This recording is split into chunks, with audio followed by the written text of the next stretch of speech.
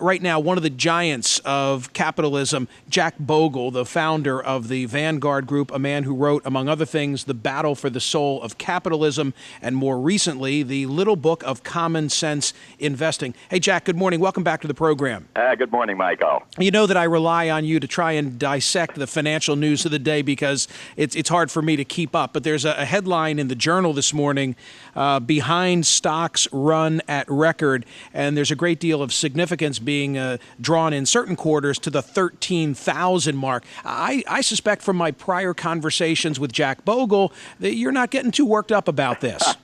Well, you've gotten to know me pretty well, Michael. You're absolutely right. 13,000 is a number, just a number and nothing more than that. And there are so many numbers out there. One that caught my eye when I saw that headline this morning was here the Dow is now about 10% higher than it was back in the very high levels of early 2000 before the great crash.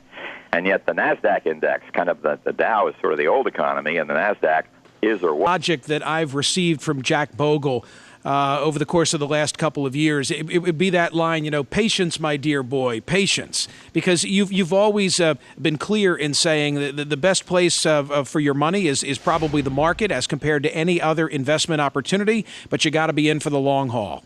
Well, even more than that, it's not so much that the best place for your money is the stock market in the long run. The best place for your money is to own businesses. And sometimes the stock market gets way away from the results business achieves. What does that mean, Jack? That means own corporations and enjoy their dividends and their earnings growth, and don't worry so much about the prices that we see in the stock market every day. They're kind of a delusion, and for that matter, an illusion. Benjamin Graham, the great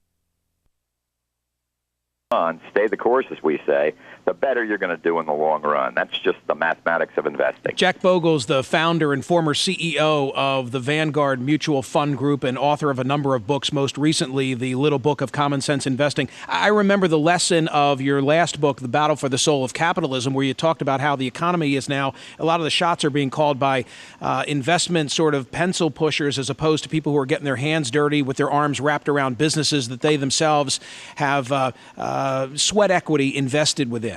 Yeah, the economy has become, it's not a good thing, has become much more of a financial economy, which just does the counting rather than... The headline of the day, and for this I'm looking by way of example at the New York Times, move over GM, Toyota is number one. When Jack Bogle, with your market expertise, sees a headline like that, you're thinking what?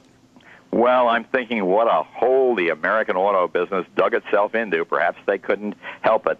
But by giving these long-distance retirement plan and health benefits to their workers to avoid strikes, and now I believe the number is something like $5,000 of the price of every car is in retirement and health benefits to automobile workers. It's a staggering number, and it makes it extremely difficult, if impossible, really, to compete. Jack, you attribute it more to that aspect than Toyota knowing what folks want to drive more so than GM?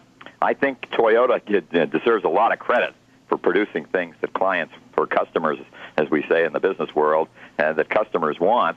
They've certainly worked much harder on cost efficiency, environmental efficiency, and things of that nature.